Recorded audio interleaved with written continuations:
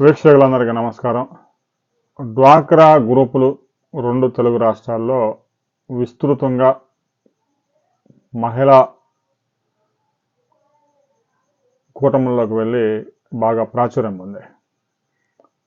దేశవ్యాప్తంగా డ్వాక్రా సంఘాలు ఉన్నా కూడా చాలా రాష్ట్రాల్లో ఆ డ్వాక్రా గ్రూపుల్ని ప్రభుత్వాలు పెద్దగా పట్టించుకోకపోవడంతో కుంటుకుంటూ నడుస్తూ ఉన్నాయి. అయితే తెలంగాణ, ఆంధ్రప్రదేశ్లో మాత్రం 1,50,00,000 మంది మహిళలు డ్వాక్రా గ్రూపుల్లో జాయిన్ అయ్యి దాదాపు రెండు రాష్ట్రాల్లో 18 లక్షల గ్రూప్స్ ఉన్నాయి. అయితే ఆంధ్రప్రదేశ్లో కూటమి ప్రభుత్వం వచ్చిన తర్వాత డ్వాక్రా మహిళలకు ఇచ్చే రుణాలు పెద్ద ఎత్తున కోత వేశారంటూ ఈరోజు ప్రముఖ వార్తాపత్రికలో కథనం వండి వచ్చారు. 2019 నుంచి 2024 దాకా డ్వాక్రా మహిళలకి బ్యాంకుల ద్వారా ఎంత రుణాలు ఇచ్చారు అనే విషయాన్ని రాయకుండా ఎన్నికలకు ముందు 2023-24లో బ్యాంకుల మీద ఒత్తిడి తీసుకొచ్చి జగన్మోహన్ రెడ్డి దాదాపు 60,000 కోట్ల రూపాయలు బ్యాంకుల నుంచి డ్వాక్రా మహిళలకు రుణాలు ఇప్పించి అదేదో ప్రభుత్వం జేబులో నుంచి తీసి ఇచ్చిందన్నట్టుగా బిల్డప్ ఇచ్చారు. 2019లో అధికారంలోకి వచ్చినప్పుడు ఇచ్చిన రుణాలు 8,000 కోట్లు, 19, 20, 21, 22, 23 పెద్దగా పట్టించుకోలేదు. ఇక 23-24లో ఎన్నికలకు వచ్చే ముందు బ్యాంకులందరినీ పిలిచి డ్వాక్రా గ్రూపులకి గతంలో ఒక గ్రూపుకు 2 లక్షలు ఇచ్చే రుణాన్ని దాన్ని 5 లక్షల నుంచి 10 లక్షల దాకా పెంచారు. సరే, అది ఇచ్చేది అప్పే, చెల్లించాల్సింది మహిళలే. బ్యాంకులను ఇచ్చిన రుణాలు కూడా తమ ఘనతగా చెప్పుకుంది. కూటమి ప్రభుత్వం అధికారంలోకి వచ్చిన తర్వాత రుణాలు ఇవ్వడం లేదు. ఎన్నికల్లో ఇచ్చిన హామీల్లో భాగంగా డ్వాక్రా మహిళలకు 0 వడ్డీ అమలు చేయాలి. ఇందుకు కూటమి ప్రభుత్వం 7,500 కోట్ల రూపాయలు వడ్డీ చెల్లించాలి. ఇంతవరకు ₹1 కూడా చెల్లించలేదని చెప్పి కథనాన్ని వండి వచ్చారు.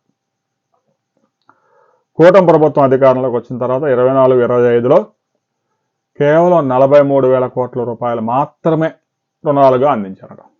కేవలం అంతకు ముందు సంవత్సరమే గ్రూప్స్ అన్నీ కూడా రుణాలు తీసుకొని ఉన్నాయి. ఎప్పుడు 23-24లో. అంటే వారి రుణాలన్నీ చెల్లించాలంటే దాదాపుగా 2 సంవత్సరాల కాలం సమయం పడుతుంది. ఆ తర్వాతే మరలా కొత్తగా రుణాలు ఇవ్వడానికి సాధ్యం అవుతుంది. ఆల్రెడీ ఒక రుణంలో ఉన్న గ్రూప్కి మరోసారి రుణం ఇవ్వడం సాధ్యం కాదు. ఆ విషయాన్ని కామన్ సెన్స్గా లేకుండా రాసి అడ్డంగా దొరికిపోయి మేము అధికారంలో ఉన్నప్పుడు సంవత్సరానికి 60,000 కోట్ల రూపాయల రుణాలు అందించాం. కూటమి ప్రభుత్వం అధికారంలోకి వచ్చిన తర్వాత కేవలం 43,000 కోట్ల అప్పులు ఇచ్చారని చెప్పేసి తప్పుడు కథనాలు ప్రచురిస్తున్నారు. 43,000 కోట్ల రూపాయలే రుణాలు అనుకుంటే డ్వాక్రా మహిళలకు ఇచ్చే రుణాల మీద వడ్డీ 7 నుంచి 8% ఉంటుంది. డ్వాక్రా మహిళలు తీసుకున్న ఈ 43,000 కోట్లకు వడ్డీ ఒక 3,000 కోట్ల రూపాయలు అయ్యే అవకాశం ఉంది. దీనికి ప్రభుత్వం 7,500 కోట్ల రూపాయలు వడ్డీ చెల్లించాల్సి ఉంది. 0 వడ్డీ, ప్రభుత్వం ₹1 కూడా చెల్లించలేదు. ఇక స్త్రీనిధి అయితే మహిళలు ఆశలు వదులుకున్నారని చెప్పేసి కథనాన్ని వండి వార్చారు. డ్వాక్రా మహిళలకి పెద్ద ఎత్తున బ్యాంకులు రుణాలు ఇస్తూ ఉన్నాయి. ఆ రుణాల పరిమితి ఒకేసారి పెంచడంతో పెద్ద ఎత్తున కొంతమంది మహిళలు ఆ డబ్బును దుర్వినియోగం చేసుకుని ఈఎంఐ చెల్లించడంలో విఫలం అవుతా ఉన్నారు. తెలంగాణ ప్రభుత్వం అయితే వారి ఆస్తులు జప్తు చేయడానికి కూడా బ్యాంకులకు అధికారం ఇచ్చింది. ఆంధ్రప్రదేశ్లో అలాంటి పరిస్థితులు రాకుండా ప్రభుత్వం ముందు జాగ్రత్త చర్యలు తీసుకోవాలి. మహిళలకి ఎంటర్‌ప్రెన్యూర్స్గా తీర్చిదిద్దేందుకు ఏదో ఒక రంగంలో వాళ్ళకి ట్రైనింగ్ ఇవ్వాలి. ఆ డబ్బును ఏదో కుటుంబ అవసరాలకు ఉపయోగించుకొని దుర్వినియోగం చేసుకోకుండా వారి వ్యాపార రంగంలో పెట్టుబడి పెట్టి వారు వృద్ధి చెందే విధంగా ప్రభుత్వాలు ట్రైనింగ్ ఇచ్చి సపోర్ట్ ఇవ్వాల్సిన అవసరం ఉంది.